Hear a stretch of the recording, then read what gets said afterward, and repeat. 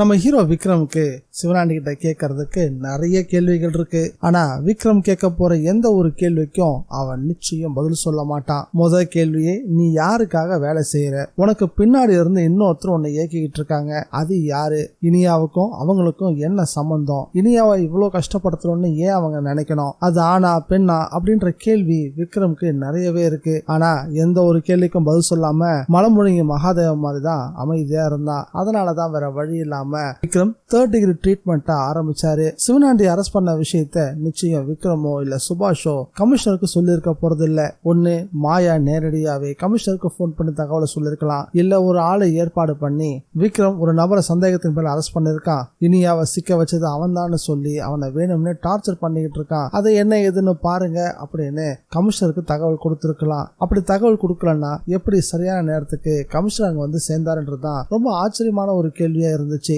Commissioner வர்றதுக்கும் விக்ரம் சிவனாண்டிய பலமா கவனிக்கிறதுக்கும் சரியா இருந்து போச்சு. கமிஷனர் உள்ள வரும்போதே நம்ம ஹீரோ விக்ரம் கடுமையான தாக்கிட்டு இருந்ததால விக்ரம் மேல கமிஷனருக்கு கோவம் வந்துச்சு. சம்பந்தப்பட்ட நபர் யார வந்து கூட்டிட்டு வந்தான், யார் இந்த பொய் சாட்சி அப்படின்றத கண்டுபிடினா நீ அவனை அடிச்சு துவைக்கிறதுனால ஏதாவது பிரயோஜனம் இருக்கா? நீ அடிக்கிற அடியில அவனுக்கு ஏதாவது ஒண்ணு ஆச்சுன்னா கிடைச்ச வாய்ப்பும் உனக்கு இல்லாம போயிடும். அது மட்டும் இல்ல, அவனை கோர்ட்ல சரண்டர் பண்ணணும்னா நமக்கு ஸ்ட்ராங்கான எவிடன்ஸ் வேணும். இவன் தான் எல்லாத்துக்கும் பின்னாடி இருந்தான் அப்படின்றதுக்கான எவிடன்ஸ் நம்ம கிட்ட எதுவும் கிடையாது. இவன் கிட்ட நைஸா பேசிதான் விஷயத்த வாங்கணும். உன்னால முடியலாம் சொல்லி எல்லாத்தையும் நான் பாத்துக்கிறேன் அப்படின்னு கமிஷனரே சிவனாண்டி கிட்ட நேரடியா பேசவும் ஆரம்பிச்சாரு. கமிஷனர் வர்றதுக்கு முன்னாடியே சிவனாண்டிய பலமா அடிச்சு துவைச்சு வச்சிருந்தாரு விக்ரம். அதனால அவன் ரொம்பவே சோர்ந்து போயிருந்தான். அவனை கொஞ்சம் சைக்கலாஜிக்கலா டச் பண்ணணும் அப்படின்றதுக்காக அவனுக்கு சாப்பாடையும் வாங்கி கொடுத்து கமிஷனர் அவன்கிட்ட பொறுமையா பேச்சும் கொடுக்க ஆரம்பிச்சாரு. ஆமா, நீ யாருக்காக வேலை செய்யற? அன்னைக்கு பொய் சாட்சியா ஒரு பொண்ணை கூட்டிட்டு வந்து அந்த பொண்ணு யாரு? அவ எதுக்காக இந்த கேஸ்குள்ள வந்தா?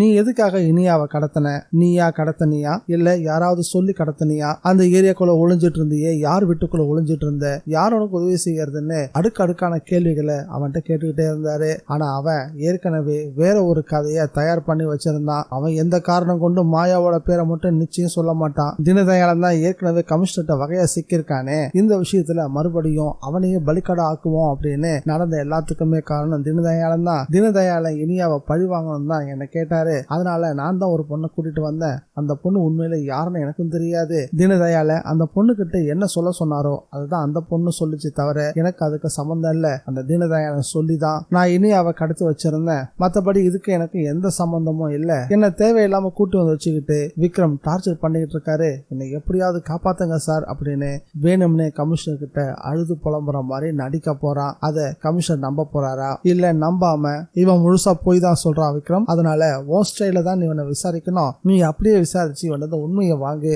அப்படின்னு சொல்ல போறாரா. இந்த பிரச்சனையில விஷப்பாம்பு சிவமும் சிக்கி இருக்காரு. ஒருவேளை விக்ரம டிஸ்டர்ப் பண்ணணும் அப்படின்ற காரணத்துக்காக விஷப்பாம்பு சிவத்தையும் இதுல கோர்த்து விடுறதுக்கு நிறையவே வாய்ப்புகள் இருக்கு. அப்படி மட்டும் அவன் கோர்த்து விட்டுட்டானா விக்ரம் இது உன்னோட குடும்ப பிரச்சனை, அதனால எந்த முடிவா இருந்தாலும் நீயே எடுன்னு கமிஷனர் விக்ரம் கிட்டே பொறுப்பு புடைச்சிருவாரு. இந்த வீடியோ பிடிச்சிருந்தா லைக் பண்ணுங்க, ஷேர் பண்ணுங்க. டிஎன் விஜய் ரிவ்யூவை மறக்காம சப்ஸ்கிரைப் பண்ணி வச்சுக்கோங்க. மீண்டும் அடுத்த வீடியோல சந்திக்கலாம். Bye guys.